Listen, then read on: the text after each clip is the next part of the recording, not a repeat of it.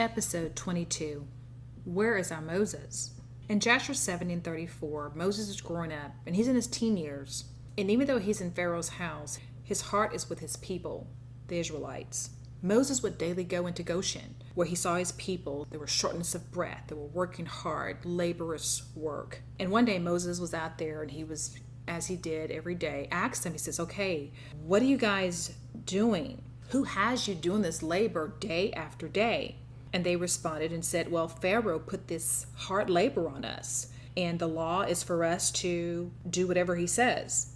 And these laws were given to us to abide by right before you were born. Moses is thinking like, what? They go on to tell him that they had to finish laying the bricks every day. And if one brick was out of place, they had to take one of their sons and put them in the place of the brick. Moses was listening to all of these stories as to what the Hebrew Israelites were going through. And as the more he heard, the more he listened, he became more angry. They went on and told him about Balaam the witch. They said, yes, Balaam wanted to kill you, Moses, because you took the crown off of Pharaoh's head as a child and put it on your own head. And Balaam was very afraid of you. Since he could not stop you, he could not kill you, he took his two sons and left and went to the land of Kush. At this time, Moses is a teen. He's a child.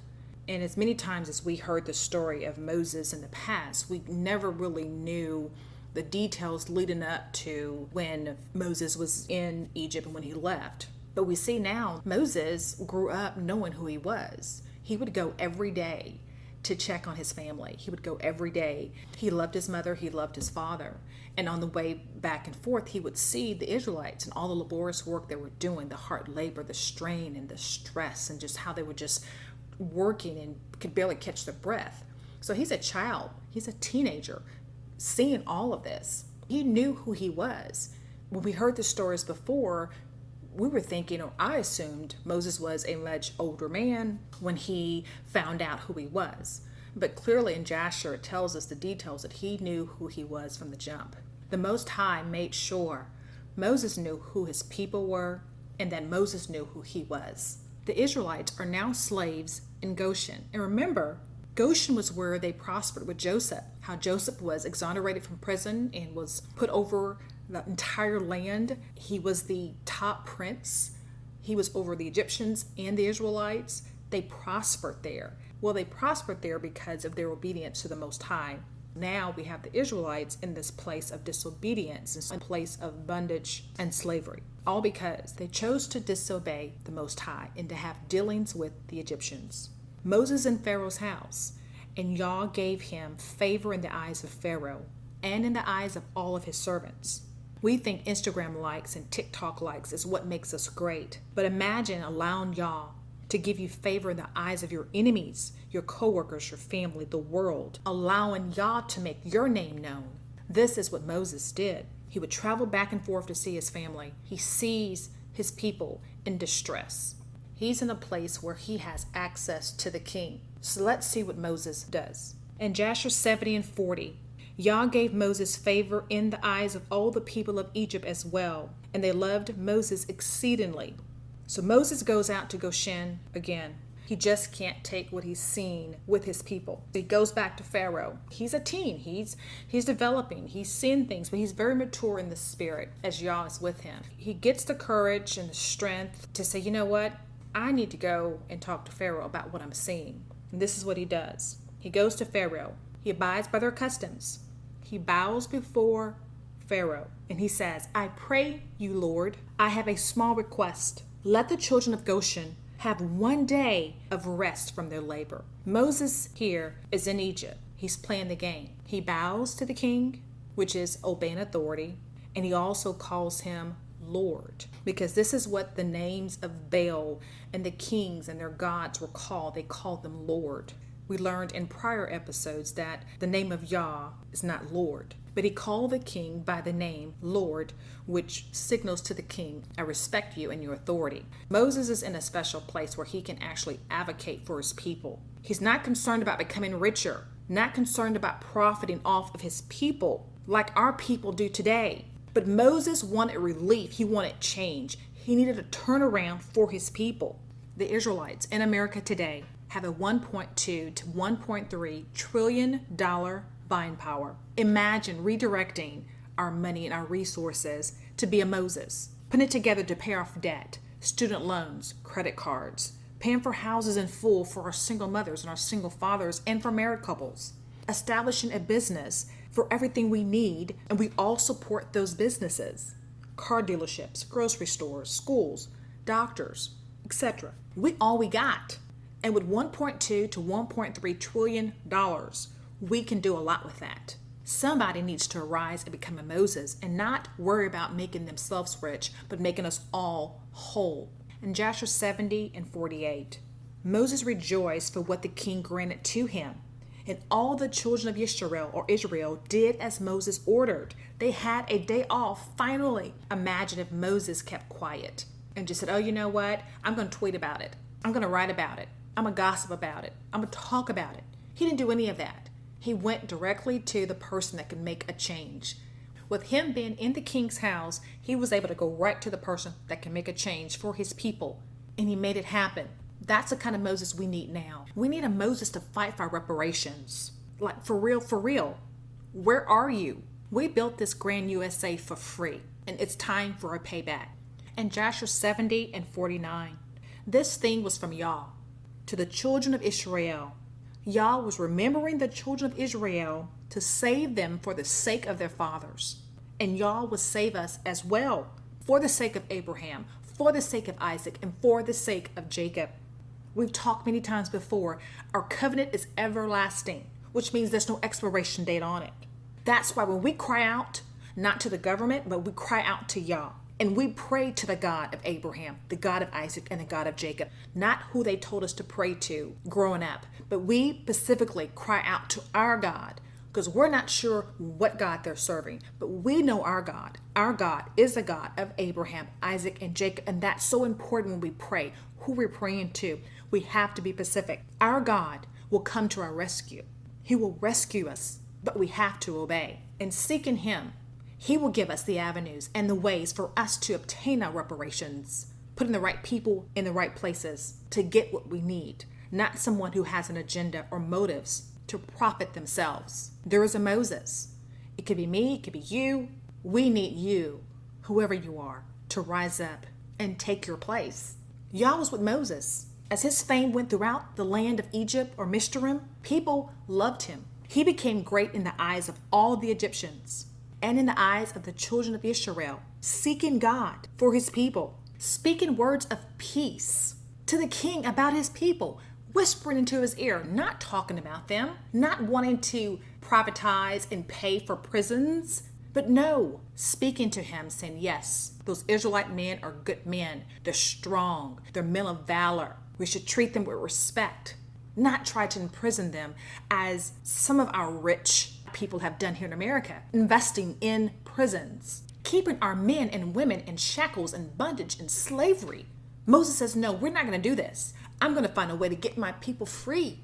We need to repent and ask Yah to speak for us. He can turn the hearts of the presidents to us. He can turn the hearts of the people, the racist ones too, to us. Where is our Moses? Joshua 71 and 1. Moses is now 18 years old. He gets up and he heads to Goshen to see his father and his mother again. On the way, he sees people in hard labor, and he is concerned about their burdens that they're carrying. He sees an Egyptian fighting, and the Egyptian is actually beating the Hebrew. When the Hebrew man sees Moses, he runs to Moses and he says, hey, help me. You have to help me. And he said to him, my Lord, attend to me. This Mishraim came to my house in the night. He bound me. He came to my woman in my presence. And now he seeks to take away my life. Moses heard this wicked thing. His anger was kindled against this Mishraim. And he turned this away and the other. And when he saw there was no man there, he smote the Egyptian or the Mishraim and hid him in the sand and delivered the Hebrew from the hand of him that tried to kill him. And the Hebrew went home to his house. And Moses returned to his home and went back to the king's house afterwards. Now we know why Moses killed this man, why he killed this Egyptian. The Egyptian was doing the same thing they were doing to our ancestors as slaves, bounding our men up, raping their wives in front of them, This is what the Egyptian was doing to this Hebrew man. And Moses had had enough. He says, not today, not on my watch. Today, you will go straight to Hades. The Egyptian was raping a Hebrew man's wife in front of him and then tried to kill him after the fact. Some say Moses had no right to kill this man, but many others said he had every right to kill him.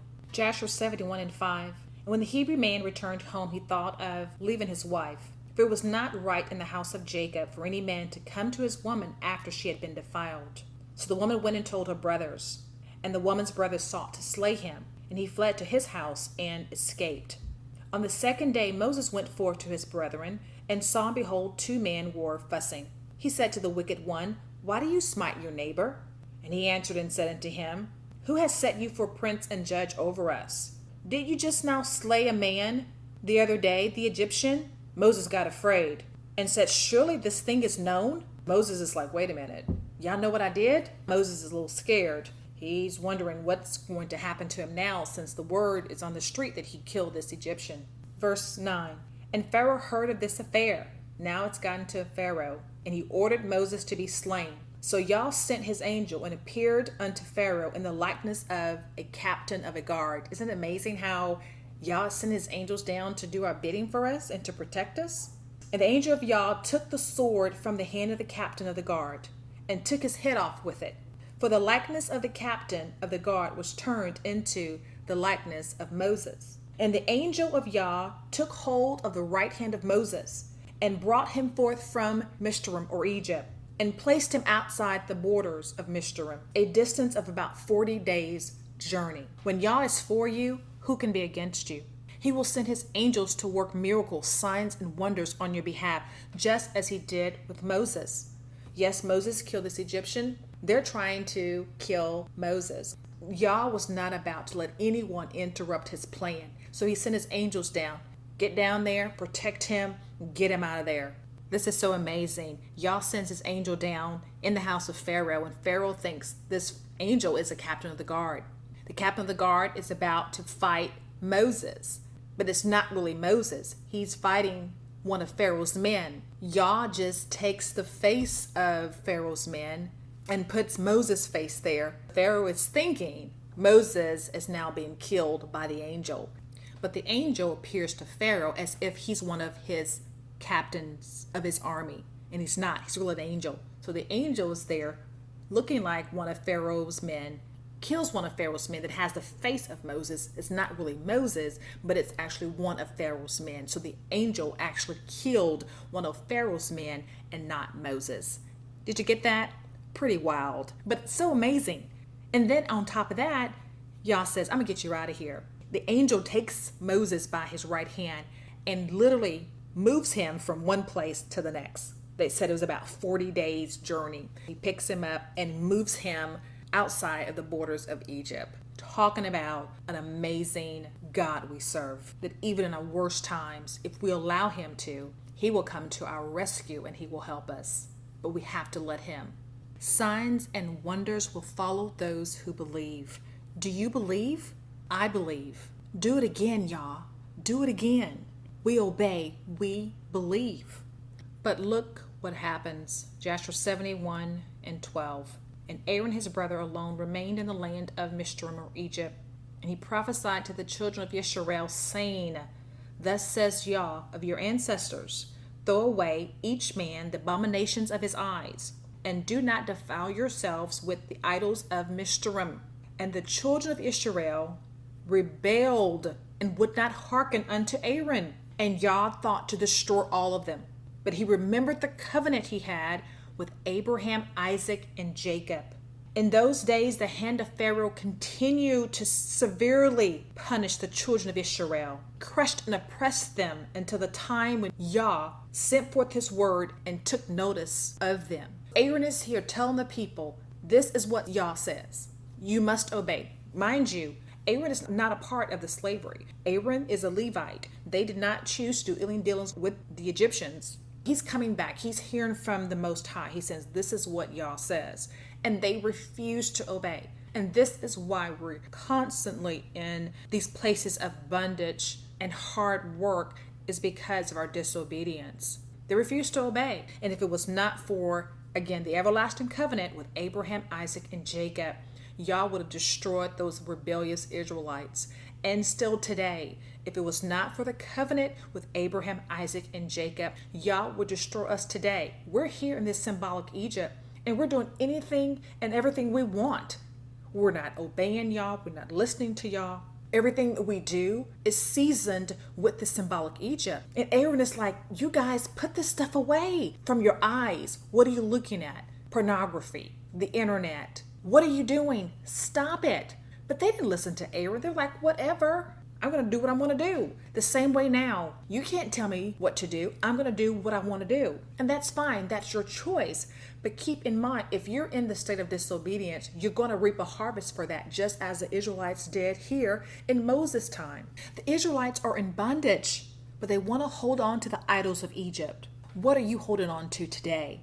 Is it alcohol, strip clubs, down lowing, adultery, abandoning your children, GMO possessed and processed foods? We all have a vice from Egypt, but who is willing to let it go? Who's willing to listen to Aaron and let it all go? The everlasting covenant is why we cannot be destroyed, even through our disobedience over and over again. Even the people that are trying to destroy us, they can't and will never ever wipe us out completely because of the everlasting covenant. And Yah is a God of covenant. Moses is 18 and he's now in another land, in the land of Kush. Kush is another son of Ham. Ham had 4 boys, Kush, Mizraim or Egypt, Put, and Canaan. In the land of Kush, there's a great war going on. The children of Kush are warring with the children of the east and Aram. The east sounds like maybe Japhet's people, and Aram, as we know, is the son of Shem. Shem had 5 boys, Elam, Ashur.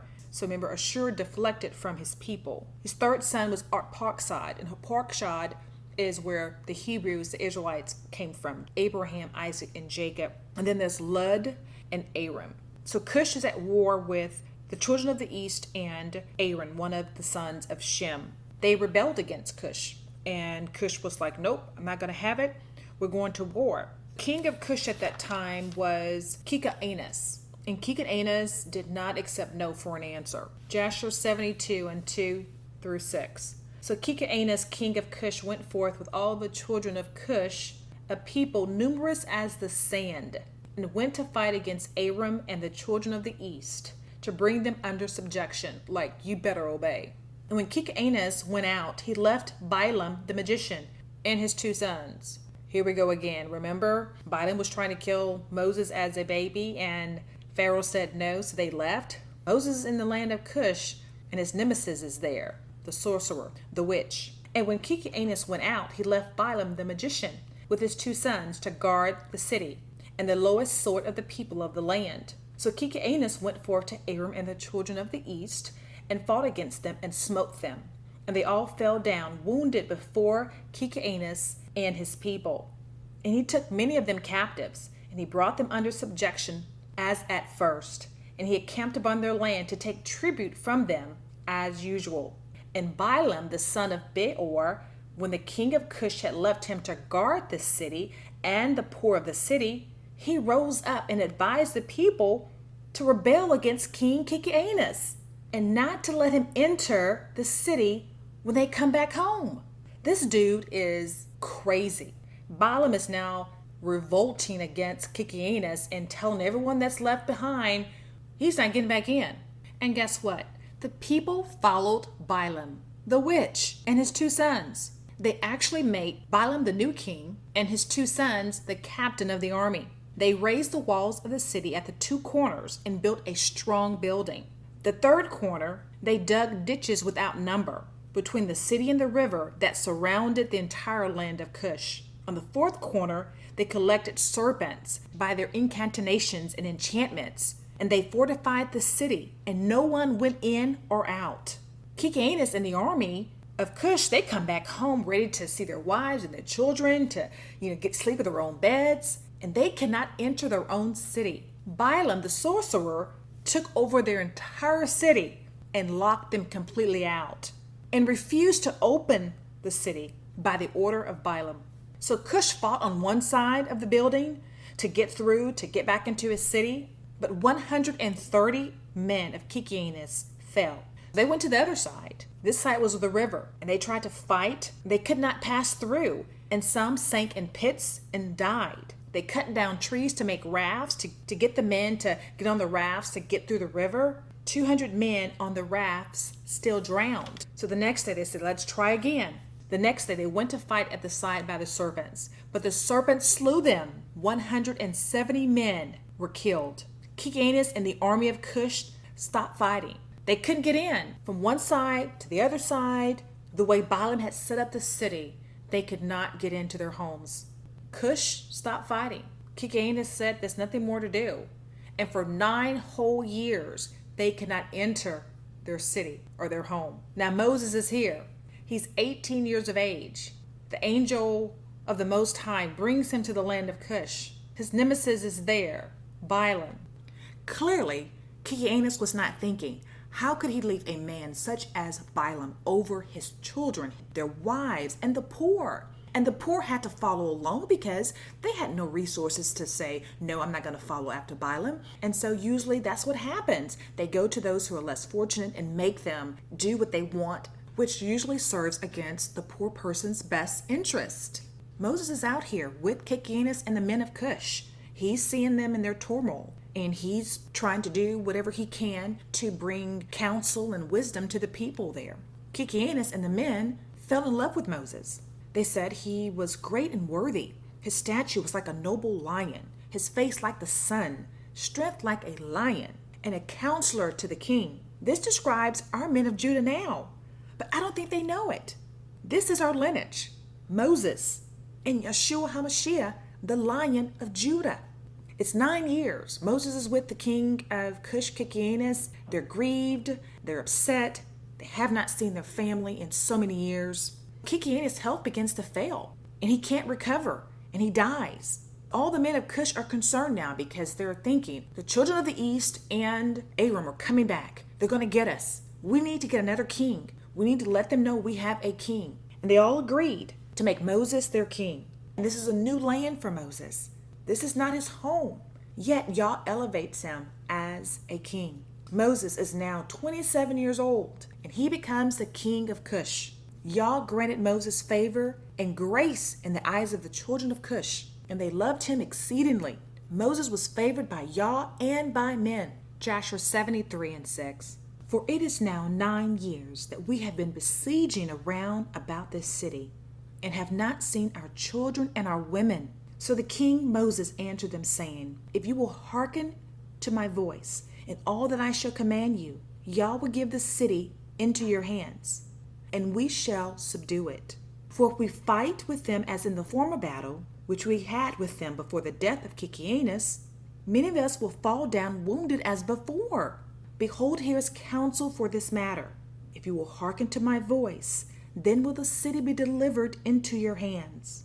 So all the forces answered Moses the king, saying, all that our Lord shall command, that will we do. And Moses said unto them, pass through and proclaim a voice in the whole camp and to all the people, saying, thus says the king, go into the forest and bring with you one of the young ones of the stork, each man a young one in his hand. And when you shall bring them, they shall be in your keeping. You shall rear them until they grow up. You shall teach them to dart upon as the way of the young ones of the hawk. So the children of Cush heard the words of Moses, and they rose up and caused a proclamation to be issued throughout the entire camp, saying, all the children of Cush, the king's order is this, that you go all together to the forest and catch there the young storks, each man his young one in his hand, and you shall bring them home. And all the people did so. And they went out to the wood, they climbed the fir trees and caught, each man a young one in his hand, and all the young of the storks. And they brought them into the desert and reared them by order of the king. And they taught them to dart upon, similar to the young hawks. After the young storks were reared, the king ordered them to be hungered for 3 days, and all the people did so. And on the 3rd day the king said unto them, strengthen yourselves and become strong men, and put on each man his armor, and gird on his sword upon him, and ride each man his horse, and take each young stork in his hand. and we will rise up and fight against the city at the place where the serpents are. And all the people did as the king ordered. And they took each man his young one in his hand, and they went away. And they came to the place of the serpents. The king said to them, Send forth each man his young stork upon the serpents. And they sent forth each man his young stork at the king's order. And the young storks ran upon the serpents, and they devoured them all, and destroyed them out of their place. And when the king and the people had seen that all the serpents were destroyed in that place, all the people set out a great shout. And they approached and fought against the city, and took it and subdued it. And they entered the city. And there died on that day 1,100 men of the people of the city, all that inhabited the city.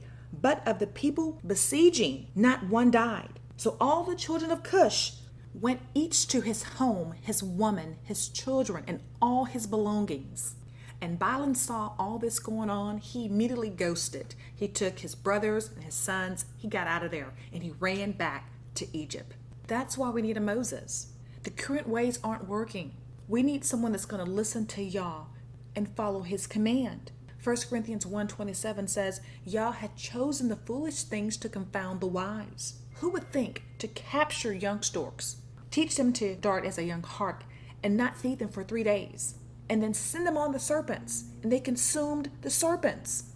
You can't get this kind of wisdom only but from the Most High. He knows everything, and we must trust him and seek him for what we need. When the hand of Yah is on your life, expect the devil to do what he does best, to show up. Balaam showed up again where Moses was, but Moses was so in tune to Yah, he defeated him. He had to run away from him. Expect the hindrances and the agitation, because you're called and you're the chosen people of the Most High.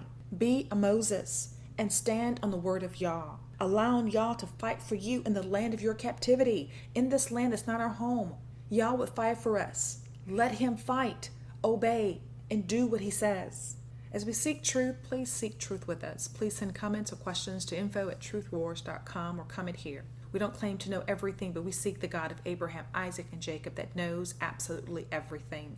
Let truth war, let truth reign, let truth speak, and let truth set you free. Truth roars, truth reigns, truth speaks, truth sets me free. Please see a podcast disclaimer at truthwars.com.